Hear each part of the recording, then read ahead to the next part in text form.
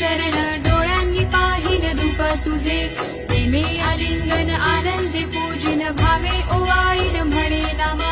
त्वमेव माता पिता त्वमेव त्वमेव बन्धुश्च सखा त्वमेव त्वमेव विद्या द्रविणं त्वमेव त्वमेव सर्वं मम देवदेव कायेन वाचा मनसेन्द्रिये वा बुद्ध्यात्मना वा प्रकृतिस्वभावा करोमि यद्यत् सकलं परस्मै नारायणायति समर्पयामि अच्युतं केशवं रामनारायणं कृष्णदामोदरं वासुदेवं हरि श्रीधरं माधवं गोपिकावल्लभं जानकीनायकं रामचन्द्रं भजे हरे राम